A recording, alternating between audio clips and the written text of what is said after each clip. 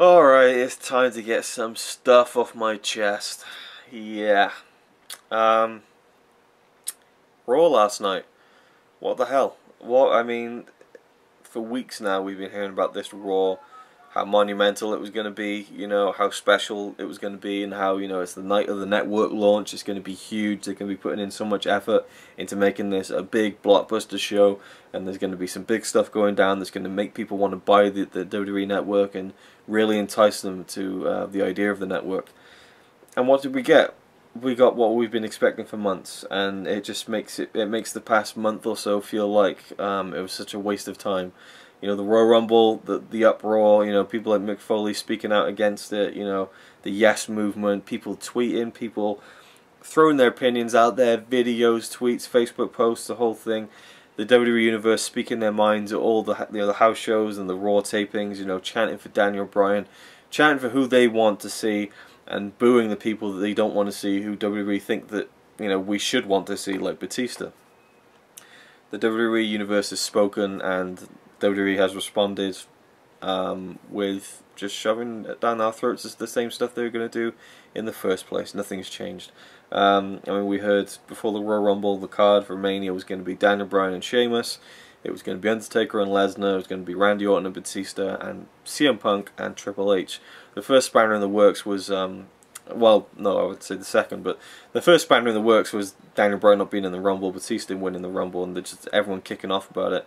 The second spanner in the works was CM Punk just leaving the WWE. A very selfish thing, in my opinion. I didn't make a video about it, but I think he's being selfish because people have paid money to go to WrestleMania because they know he's going to be there. He is a big draw. He is a big star. People paid to see him, and he's walking out on them, and I think that's stupid. I mean, you could have easily gone to Vince and said, look, I'm sick of this. I'll work Mania, or just give me some time off, and I'm sure Vince would accommodate that, because apparently they've got a very good working relationship, Punk and Vince. And apparently Vince is still trying to get Punk back. I don't see it happening, and Raw last night pretty much just gave an A-OK stamp of approval on the fact that Punk is not going to be at Mania, so again, that sucks. Okay, I had to turn the camera off there and just get right back into it now. So Daniel Bryan, you know, people are thinking, oh, now with the crowd reaction, you know, they're going to put him in the main event for the title, or he'll win the title at Elimination Chamber. He was put into that match. Many people thought he was going to win the Elimination Chamber. Again, the rumours are like, oh yeah, he's going to win the title, and, you know, then defend it in a three-way in WrestleMania and lose it to Batista. So many things are going around, and I just felt like, you know, for the first time really, the fans have really spoken and said, hey, listen up WWE, you're giving us something we don't want, so screw you, we're not taking it. You know, we don't want Batista. You know, we do not want Batista as the guy in the WWE right now. We don't want him as the #1 babyface in the company. We don't want to cheer for him. That's it, you know, but WWE are like, deal with it. And now it's just Batista's thing, deal with it. And it's just, it's not heat, it is just really aggravating and really annoying. And in my opinion, it's disrespectful. It's disrespecting the fans who don't want to see this kind of shit. And it's not at the point now where it's like, it's a work or it's heat. It's just genuine. We don't want to see Batista as the face of the company. It's just, it's the way it is, you know?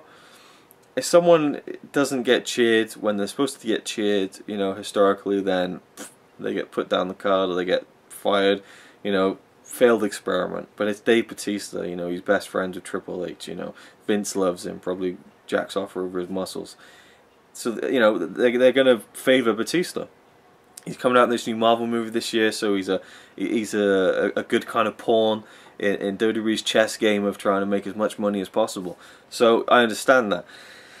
But yeah, and the crowd are just booing the hell out of Batista, and it seems like now finally they're trying to turn him heel, you know, which is almost a little too late. I don't know. It just seems like his whole return has been so lackluster. He's been back for a month, and the only thing he's done that's good so far was his promo last night, and it wasn't even good. It was just better than the shit he's been doing before.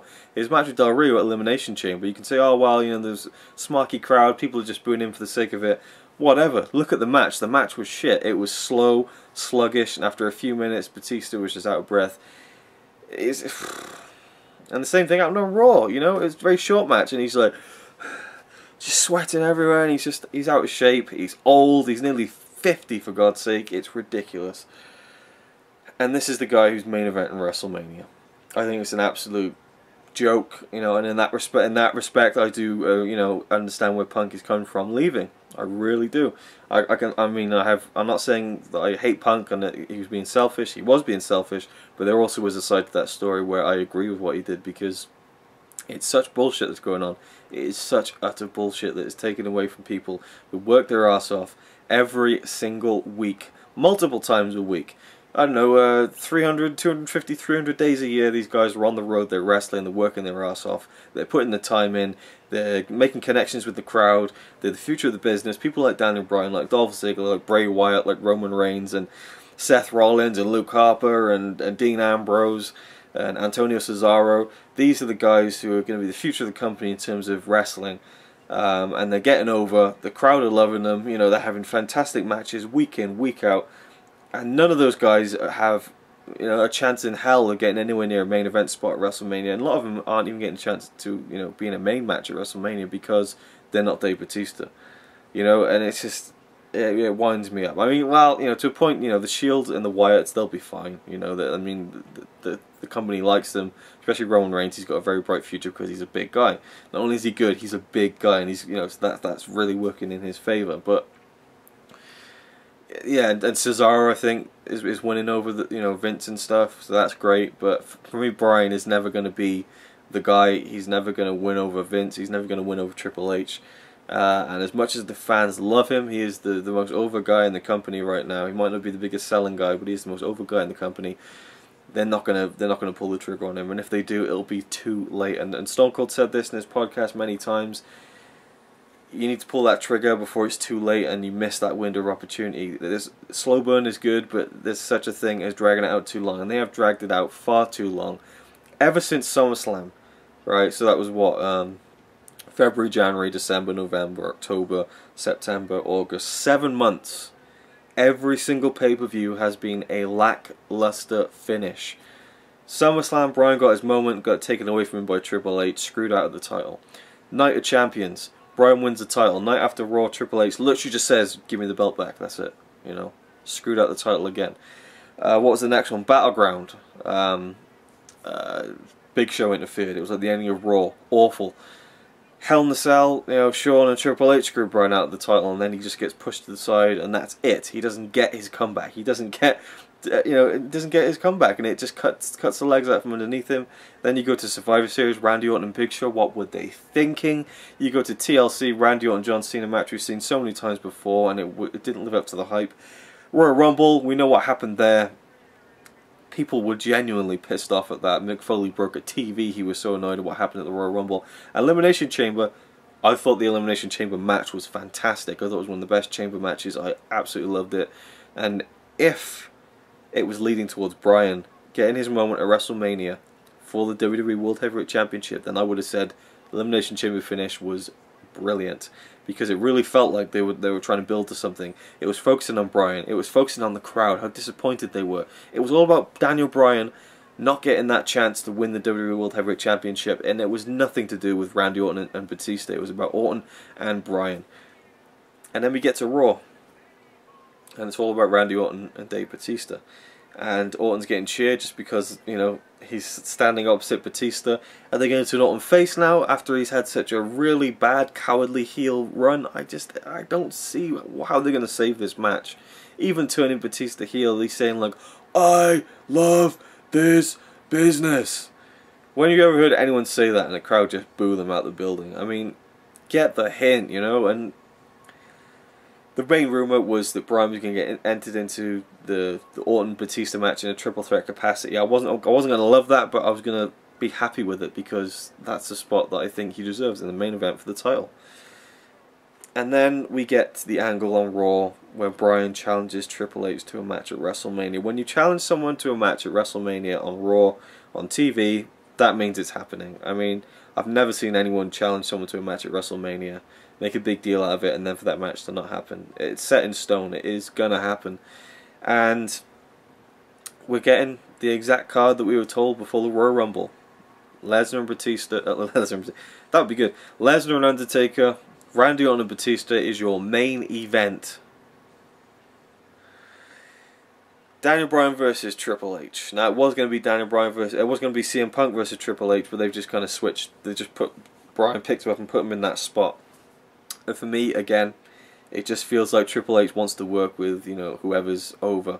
If you remember, you know, 2011, Punk was the hottest thing in the wrestling world.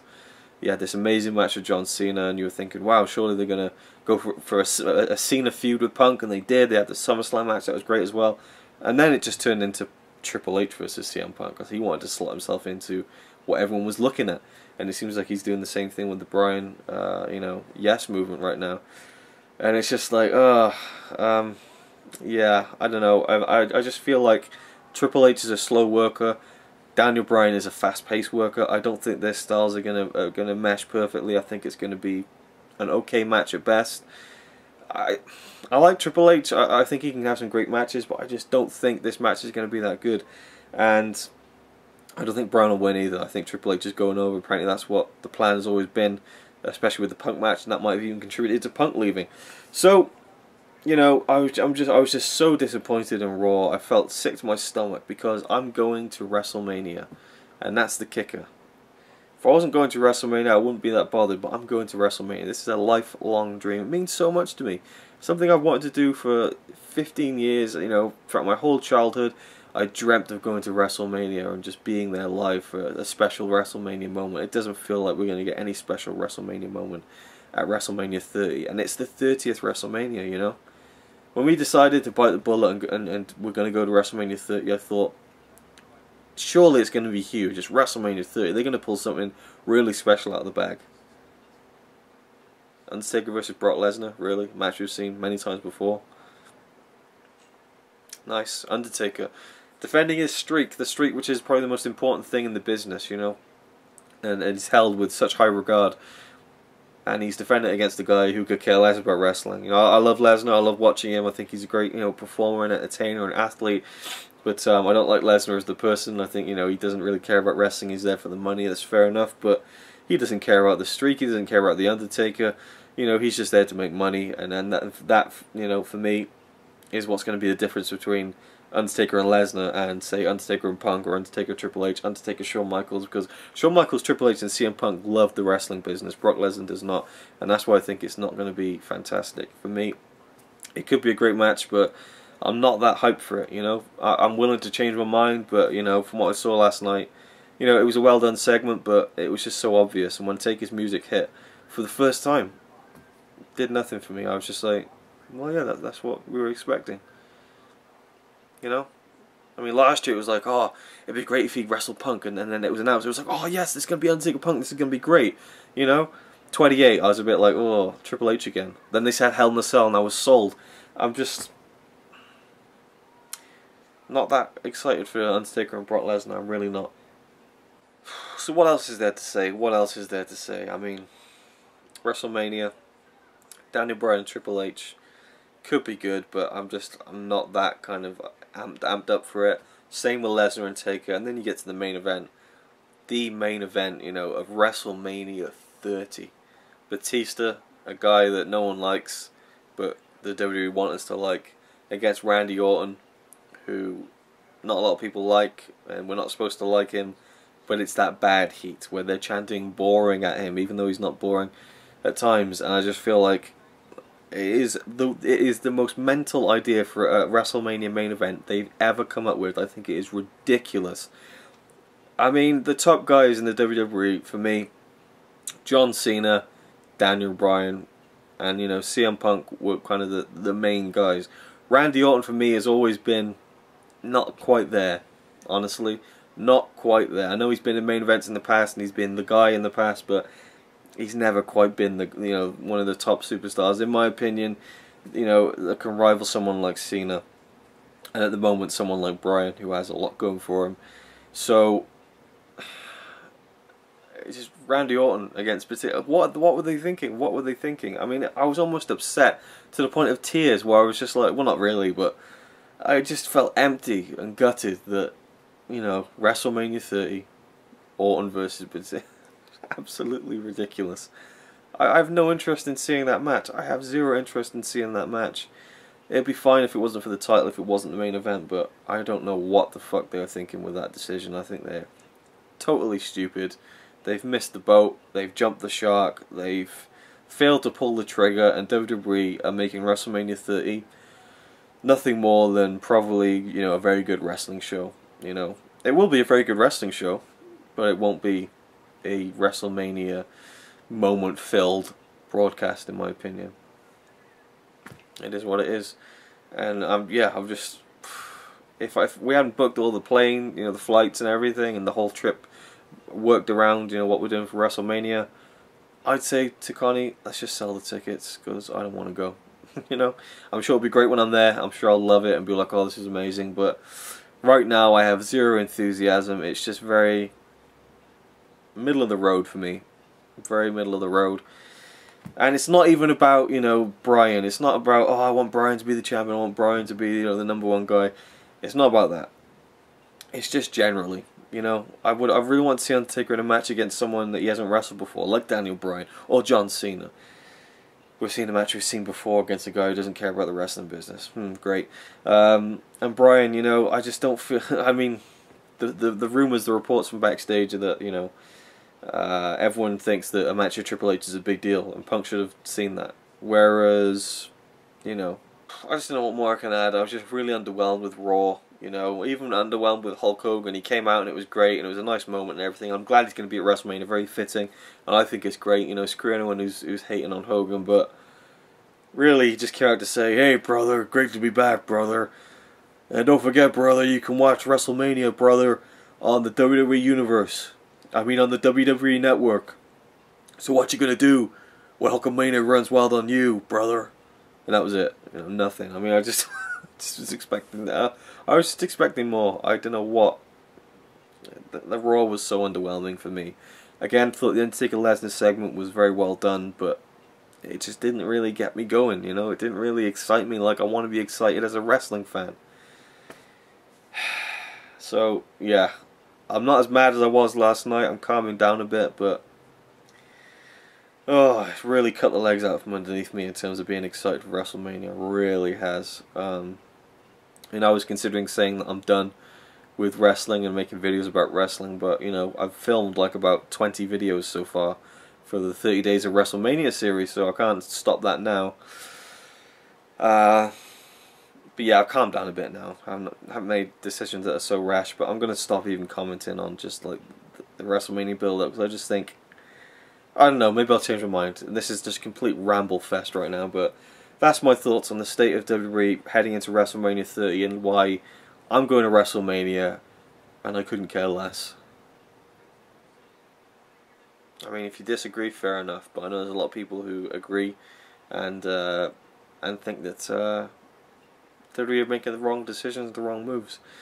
And I can't see anything changing from here to WrestleMania. That's the thing. Usually the road to WrestleMania, the few weeks, you know, there's a little bit of excitement, but now it's all set in stone. John Cena, Bray Wyatt, Daniel Bryan, Triple H, definite. Brock Lesnar, Undertaker, definite. Randy Orton, Batista, definite. There's going to be no changes to any of these matches. One of them might be made a no disqualification match or something. The only thing we can hope for now is a good undercard. I want to see Rey Mysterio in a good match. It's going to be his last WrestleMania. I doubt we're going to see that. He'll probably get lumped into some tag match. If he's even wrestling on the show, he might be on the fucking pre-show. I want Cesaro to have a good match. You know, I want the Shield to have a good match. I would have rather have had fucking, you know, Lesnar face someone else, you know, bring back Punk and have Batista against Punk. I think that would be a great match. And then have Undertaker go against John Cena, and then you got Bray Wyatt free to wrestle the Shield and the Wyatts and have a rematch, because that was a great match and it should have been at WrestleMania in my opinion. That'd be a great card. Shield versus the Wyatts, Punk versus Lesnar, Cena versus Undertaker, hell, Bryan versus Triple H, fine. Randy Orton versus Batista, fine. But if you have a match like Taker Cena or even the Wyatts and the Shield, then it would make it a little less kind of underwhelming. But for me right now, it's just... Thanks for watching. He says he's really cool, but I think he's a tool. Even though I'm sure he's a quite nice guy, really. He's a quite nice guy, really.